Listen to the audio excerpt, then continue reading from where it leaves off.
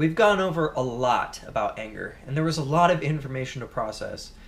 And who knew? I mean, who knew that anger and emotions in general could be such a deep, deep, complex process that occurs inside each and every one of us? And who knew that these processes could be controlled and learned, even, and then shaped to help make sure that we are able to form healthy relationships with the people around us, and to make sure that we can form positive relationships and positive associations with them as well. Now that you've taken this course, try and reflect on what you learned and then how you can apply that in your own life.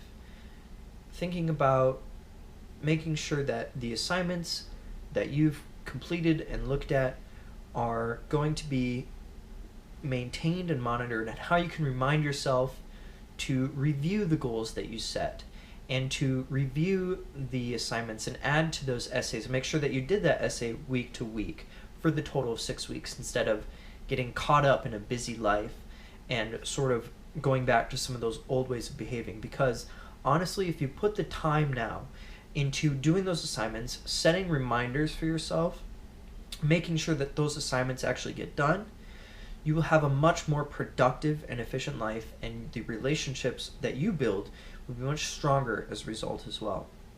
So it's very important to keep up with those assignments. And this class is not over just because you're done watching the lectures.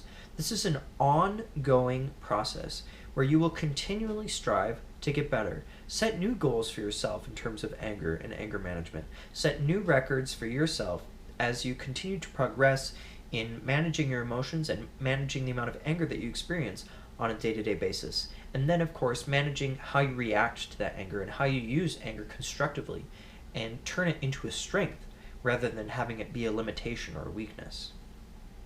There are a lot of different concepts, and it'll probably be really helpful to go over the textbook and some of these video lectures again to further solidify your learning. Make sure that you really understand the concepts at an in-depth level rather than just reading the book really quickly, one through, and trying to absorb all of the information at once.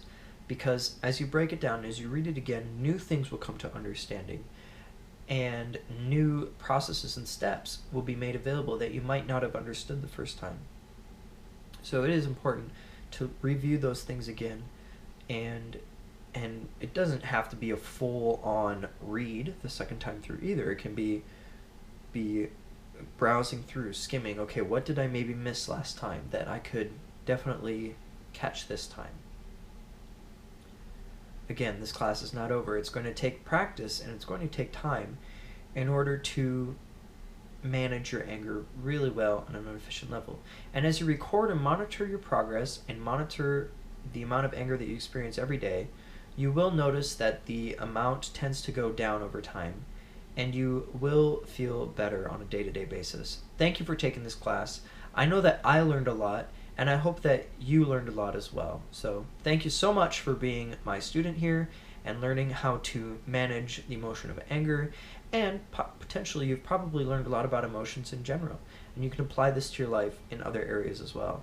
Thank you.